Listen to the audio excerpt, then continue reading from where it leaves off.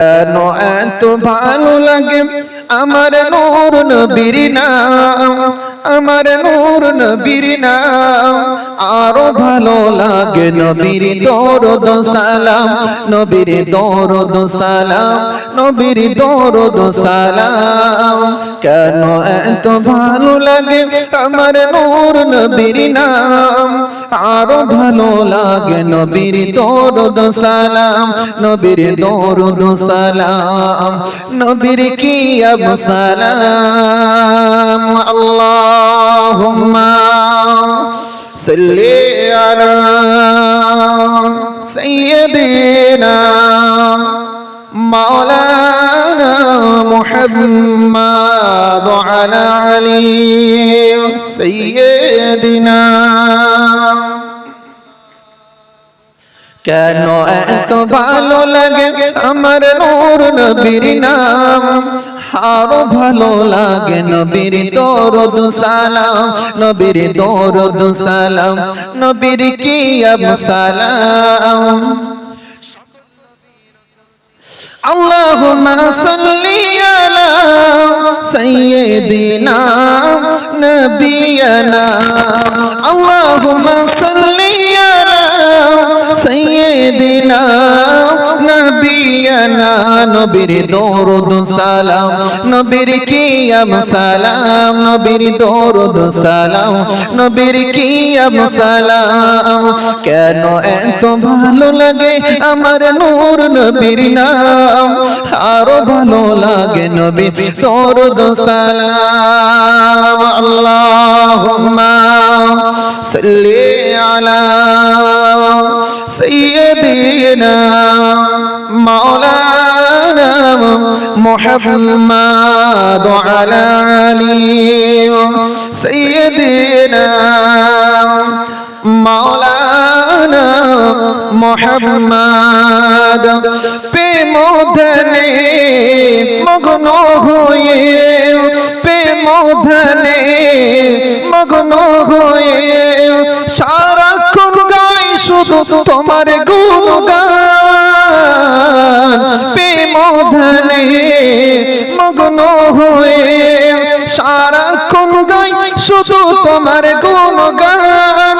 সারা জীবন গেয়ে গেলে পোড়াবে না তোমার শান ও মান। নবীর দরুদ সালাম, নবীর দরুদ সালাম, নবীর সালাম কিয়াম, নবীর দরুদ সালাম।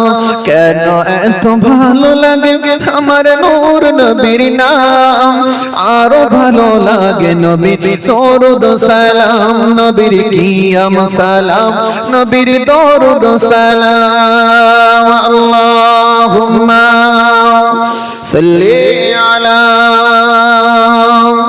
সাইয়্যিদিনা, কুछ জোরে জোরে পড়ো, ওয়া আলা আলি সাইয়্যিদিনা। এই দুনিয়া ধ্বংস হবে একদিন, এই দুনিয়া ধ্বংস হবে একদিন। থাকবো না কেউ, সবাই চলে যাব সেদিন। তারপরেতে আসছে আবার কিয়ামতের কঠিন দিন। নবীর দরুদ সালাম, নবীর কিয়াম সালাম, নবীর দরুদ সালাম, নবীর কিয়াম সালাম।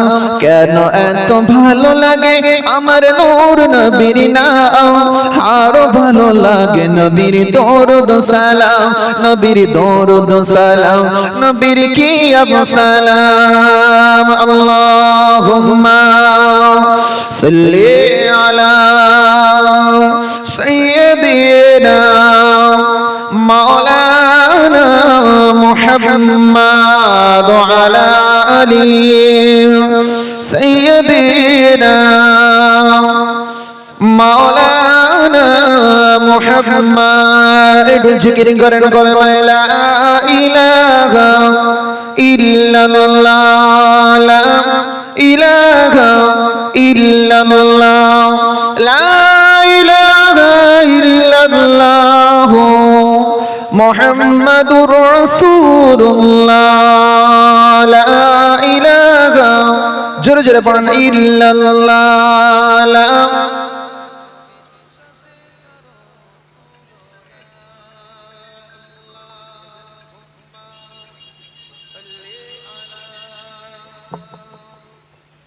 حسبي ربي جل الله ما في قلبي غير الله نور محمد صلى الله لا إله إلا الله لا إله إلا الله لا إله إلا الله لا إله যারা বাড়িতে আছেন সকলে চলে আসেন মেহেরবানি করে চলে আসেন হাসবি রব্বি জাল্লাল্লাহ মা ফি কলবি গায়রুল্লাহ নূর মুহাম্মদ সাল্লাল্লাহু লা ইলাহা ইল্লাল্লাহ লা ইলাহা ইল্লাল্লাহ লা ইলাহা ইল্লাল্লাহ মুহাম্মাদুর রাসূলুল্লাহ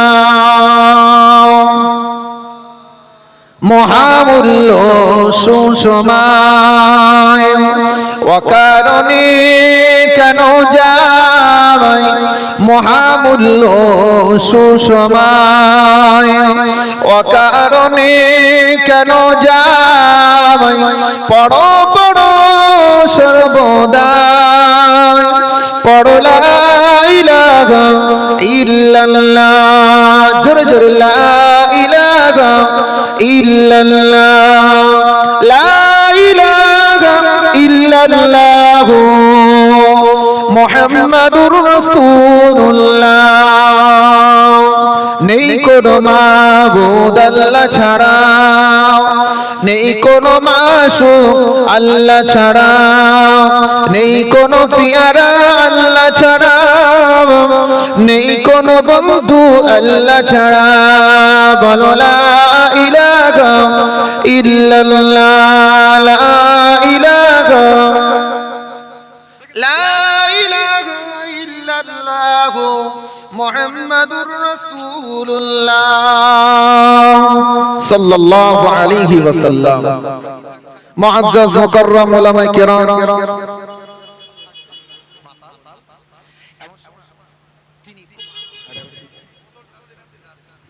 উলামায়ে কিরাম বিশেষ করে অধ্যকার আজকের এই মাহফিলের স্বনামধন্য অতিথি আমার পীর সাহেব হুজুর কিবলা আগত দিনদার মুত্তাকি পরেজগার ইমানদার আল্লাহ ওয়ালা ভাই বাবাজিরা আল্লাহ পাকের দরবারে লাখ লাখ কোটি কোটি শুকরিয়া যে আল্লাহ পাক জাল্লা জালালুহু আল্লাহ মহব্বত করে ভালোবেসে আমাদের মতো গুনাহগার দিগকে পাক পবিত্র মাহফিলে আল্লাহ আসার মতো বসবার মতো তৌফিক আতা করেছেন সেই মহান মালিককে আমরা সকলে শুকরিয়া জানাই সকলে আমরা বলি আলহামদুলিল্লাহ একটু জোরে বলেন আলহামদুলিল্লাহ তারপরে পরে জানাই আমাদের নবী আমাদের নেতা সরকার দো আলম হাবিবুল্লাহ জনাবে নবী মুহাম্মদুর রাসূলুল্লাহ সকলে আমরা বলি সাল্লাল্লাহু আলাইহি ওয়াসাল্লাম জানার শানে নাজিল হোক অসংখ্য দরুদ ও সালাম আমরা সকলে বলি আল্লাহুম্মা আমিন ভাই বাবাজিরা আমার হুজুর কিবলা আসার আগ পর্যন্ত 2-5 মিনিট টুকুনি দুই এক কথা আলোচনা করে ইনশাআল্লাহ আমরা বিদায় নেব আজকের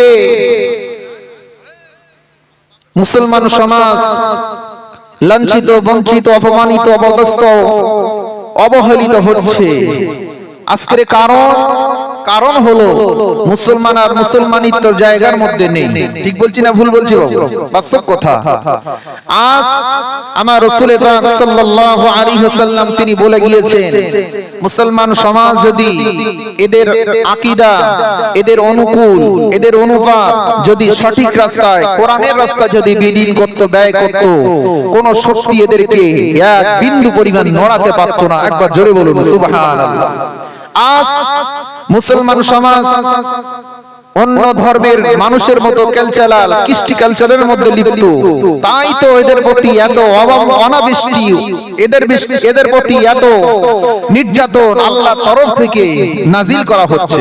আমার রাসূল পাক সাল্লাল্লাহু আলাইহি ওয়াসাল্লাম তিনি বলেছেন, যখন মুসলমান জাতি তাদের ধর্ম থেকে সরে যাবে, মুসলমান জাতি যখন ঘুষ সুদ জেনা ব্যভিচার এদের মধ্যে বেড়ে যাবে, আমার আল্লাহ তখন জালেম বাদশা নিযুক্ত করে দেবে। জালেম বাদশা এসেছেন না আসেননি? আমরা যতই বলি আল্লাহ বাঁচাও, কিন্তু আল্লাহ এখন বাঁচাবেন না। ও আমার আব্বা জানেরা, ভাই জানেরা, নবী পাকের উম্মত উম্মাতানিরা, একটুখানি ভালো করে বোঝার চেষ্টা করেন। আমার আল্লাহ পাক রব্বুল আলামিন খুলিকাল ইনসানু যায়ীফা, আল্লাহ পাক বলে দিলেন, ও দুনিয়ার মানুষেরা, ও আমার বান্দা বান্দীরা, আমি আল্লাহ পাক রব্বুল আলামিন বান্দা বান্দীগুলোকে অতি ক্ষুদ্র করে বানিয়েছি। কি করে বানিয়েছে? অতি ক্ষুদ্র করে বানিয়েছে, বেশি শক্তিশালী নয়। এই বান্দার এমন কোন শক্তি আমি দিই না এ বান্দা হাতির কাছে হেরে যাবে, এ বান্দা বাঘের কাছে হেরে যাবে, এ বান্দা এমনি ভাবে কুকুরের কাছে হেরে যাবে, এ বান্দা সামান্য পিপিলিকার কাছে হেরে যাবে, এ বান্দা মশার ভয়তে মশারি টাঙিয়ে সই না জোরে বলেন। আমার আব্বা জানেরা, আল্লাহ সেদিন বলে দিলেন, আমার বান্দা যতই তোরা লাফালাফি করিস না কেন, তারপরেও আমি আল্লাহ তোদেরকে অতি ক্ষুদ্র ইলম তোদেরকে দিয়েছি। একবার জোরে বলুন সুবহানাল্লাহ। অতি ক্ষুদ্র ইলম, ওয়া মা উতিতুমুল ইলমা ইল্লা কলিলা। একবার জোরে বলুন সুবহানাল্লাহ। ও আমার আব্বা জানেরা, ও আমার ভাই জানেরা, ও নবী পাকের উম্মত উম্মাতানিরা, তাহলে একটুখানি ভালো করে দেখেন, আল্লাহ পাক আমাদেরকে অতি সামান্য ইলম দিয়েছেন, জ্ঞান দিয়েছেন। বলা হয়েছে 4 আনা পরিমাণ জ্ঞান, 4 আনা পরিমাণ জ্ঞান মানুষের মধ্যে, আর 12 আনা পরিমাণ জ্ঞান আমার আল্লাহ আল্লাহর হাতের মুঠোয় রেখে দিয়েছেন। একবার জোরে বলুন সুবহানাল্লাহ। তাহলে কতটা পরিমাণ জ্ঞান? অল্প জ্ঞানের মারফতে অল্প জ্ঞান দিলেও আল্লাহ বলছেন, বান্দা তোদেরকে যে জ্ঞান দিয়েছি, আমরা নিশ্চয় দেখেছি ফিয়ে পাখি সমুদ্রে থেকে যখন পানি খাওয়ার উপক্রম হয়, ওর যখন পিপাসা লাগে, সমুদ্রে একটুখানি পিয়েটা মাথাটা নিচু করে ঠোঁটটা বুড়ি আবার উঠে আসে না জোরে বলেন। কতটুকু পানি সে পেল? অল্প কিছু পানি তার মুঠের মধ্যে গেল। আল্লাহ পাক রব্বুল আলামিন হয়তো দুনিয়ার মানুষদের এতটা পরিমাণ ইলম আল্লাহ বান্দাদের মধ্যে বন্টন করলেন।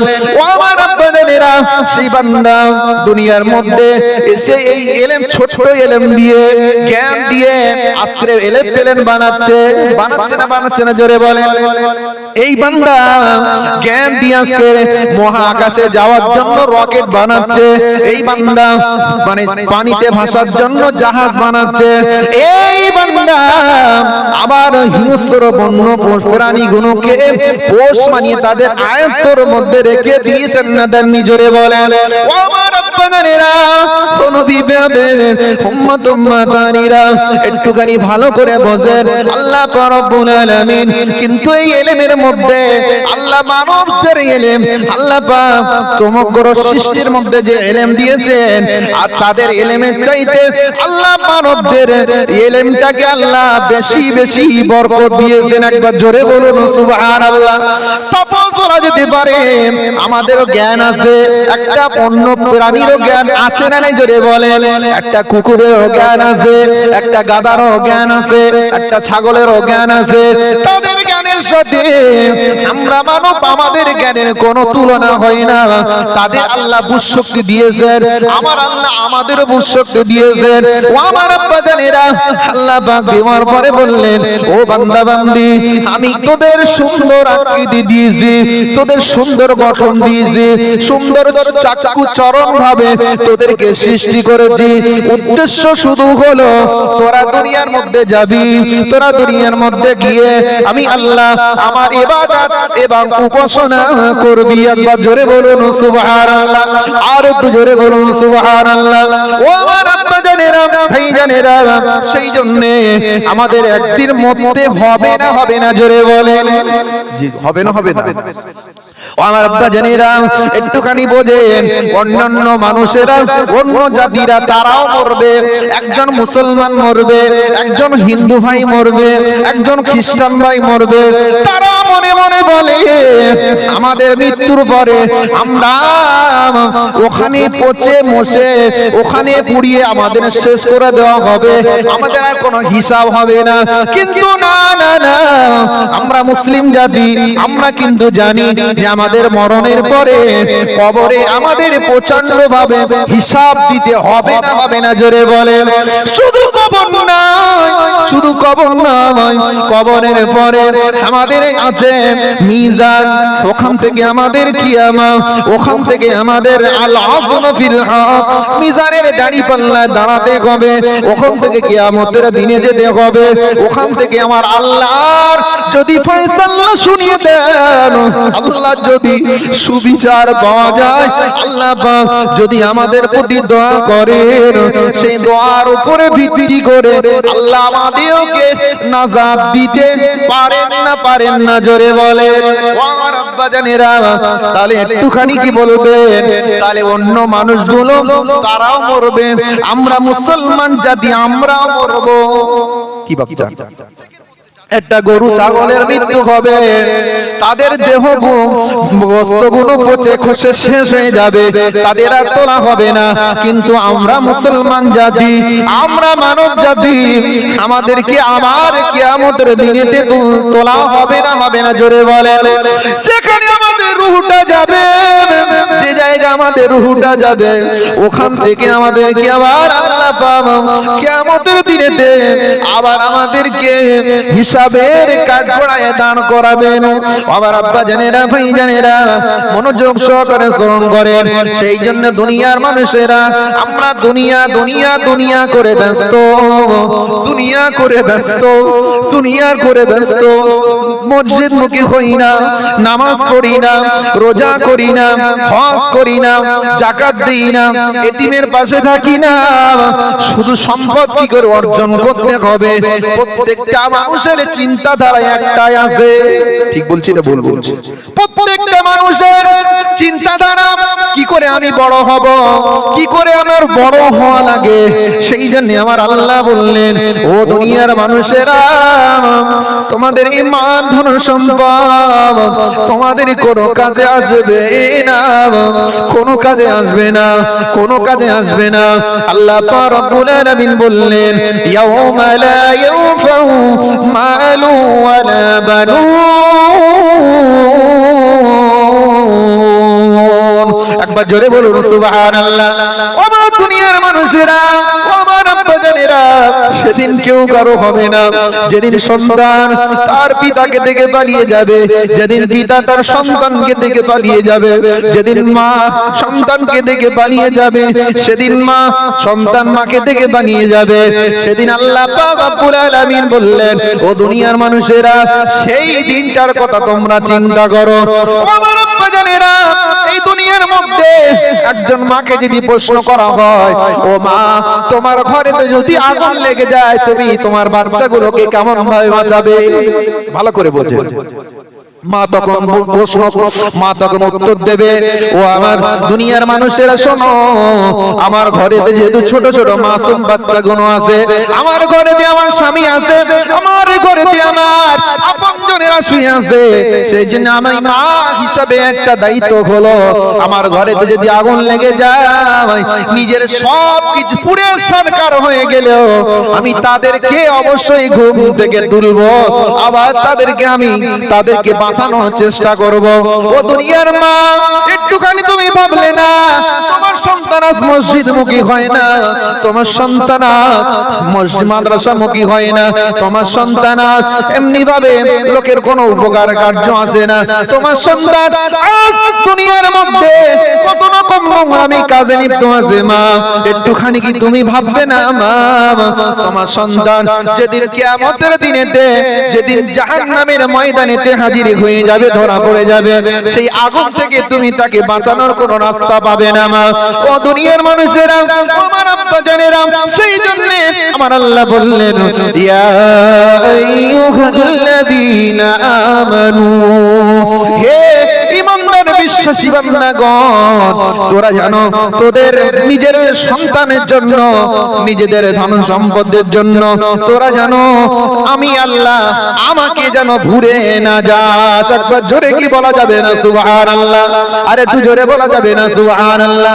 তাহলে আল্লাহ বললেন বান্দা ইয়া আইয়ুহাল্লাযীনা আমানু লা তুলহিকুম আমওয়ালুকুম ওয়ালা আওলাদুকুম আন যিকরিল্লাহ। মানুষেরা যারা তোমরা আমাকে ভালোবাসো, আমাকে মোহাব্বত করো, তোমাদের অবশ্যই লক্ষ্য রাখা দরকার তোমাদের সন্তানের দিকে মায়া করে যেন তোমরা দুনিয়া ভুলে, তোমরা দুনিয়া দুনিয়া করে সন্তানের মুখের দিকে তাকিয়ে সময়টুকু যেন তোমরা হারিয়ে ফেলো না। ও মা একটুখানি কি বলবেন আজকে দিনেতে আল্লাহ যদি কিয়ামতের দিনেতে প্রশ্ন করে, ও দুনিয়ার মা, ও দুনিয়ার মেয়ে, তুমি কেন তোমার সময়টুকু ব্যয় করো? যেখানে বলো ওই মা যদি বলে আল্লাহ আমার সন্তানের উপকারের জন্য আজকে আমি সময়টুকু দিতে পারিনি, আমি নামাজ পড়তে পারিনি, সেদিন কি তাকে মাফ করা হবে নাকি? ও আমার আব্বা জানেরা, সেই জন্য আল্লাহ বললেন ইন্নামা আমওয়ালুকুম ওয়া আওলাদুকুম ফিতনা। সেদিন কিয়ামতের দিয়ে তুমি ধিক্কার দেবে, সেদিন তুমি বলবে হায় আফসোস, আমি যদি দুনিয়ার মধ্যে আমার সন্তানের মহব্বত না করে, আমি টাকা পয়সার মহব্বত না করে, যদি আমি আমার আল্লাহর প্রভুর সাথে মহব্বত করে যদি কবরে যেতে পারতাম, আজকে আমাকে এই কিয়ামতের দিনে কাঁদতে হতো না। একবার কি জোরে বলা যাবে না সুবহানাল্লাহ? সেদিন কাঁদবে, হায় হুতাশ করবে, এত কান্না কাঁদবে, কেঁদে কেঁদে বান্দার চোখের পেরেশানি জর্জরিত হয়ে যাবে, চোখের পানিতে বান্দা কেঁদে কেঁদে বুক ভাসিয়ে ফেলবে। সেদিন কিন্তু বান্দার কোনো ক্ষমা করা হবে না। আমার মুহতারাম দোস্ত বুজুর্গ, আল্লাহ পাক রব্বুল আলামিন সেই জন্য দুনিয়ার মানুষকে এত মহব্বত করে বানানোর পরে বান্দা বান্দি দুনিয়ার মানুষেরা আল্লাহকে ভুলে, সৃষ্টিকর্তাকে ভুলে দুনিয়ার মানুষের আমরা পায়রবি করি না জোরে বলে কি করছি না? একটা মানুষ যদি আমাদের কোন নেতা গালা যদি বলে চল দেখো মুখে যায় যেতে হবে, সঙ্গে সঙ্গে গাড়ি ভর্তি করে আমরা ইনকিলাব জিন্দাবাদ জিন্দাবাদ বলি না জোরে বলে। অথচ মুয়াজ্জিন সাহেব পড়তে নিয়ে তো 5 ওয়াক্ত নামাজের জন্য বলছে as-সালাতু খায়রুম মিনান নাওম, প্রত্যেক নামাজের আযানের সময় বলছেন হাইয়া আলাস সালাহ। অতএব মুয়াজ্জিনের জন্য আমাদের কোন গায়বতা আছে? মুয়াজ্জিন কার জন্য বলছেন? আল্লাহর জন্য বলছেন, জাহান্নাম থেকে বাঁচার জন্য আমাদের বলছেন। অথচ সেই মুয়াজ্জিনের কথা আমরা কর্ণপাত করি না। ভাই বাবাজিরা, সেই জন্য তাহলে মুয়াজ্জিন আল্লাহর জন্য ডাকছে, বুঝতে পারছেন না? আমরা কেউ ভাবিত হই না, কিন্তু দুনিয়ার এক শ্রেণীর মানুষ যদি আমাদের বলে চলো মুখে যেতে, সঙ্গে সঙ্গে আমরা হাজির, বুঝতে পারছেন না? তাহলে আল্লাহ বলছেন বান্দা অকৃতজ্ঞ তো এ বান্দা, এর ভাষা নেই, এর বান্দা তার মনিবকে ভুলে গিয়েছে। আল্লাহ পাক আফসোস করে বললেন ও বান্দা তুই আমার হ, আমি আল্লাহ তোর হয়ে যাব। একবার জোরে বলুন সুবহানাল্লাহ। তাহলে কার হতে হবে? আল্লাহকে হতে হবে, আল্লাহকে পায়রবি করতে হবে, আল্লাহর হুকুমতকে মেনে নিতে হবে। যদি আমরা মেনে নিতে পারি, আল্লাহ পাক রব্বুল আলামিন আমাদের সকলকে জান্নাতুল ফিরদাউস আল্লাহ দেবেন। একবার জোরে বলুন সুবহানাল্লাহ। একটু তাকবীর দেন, নারে তাকবীর, নারে তাকবীর। বিশ্ব হুজুর কিবলা জিন্দাবাদ।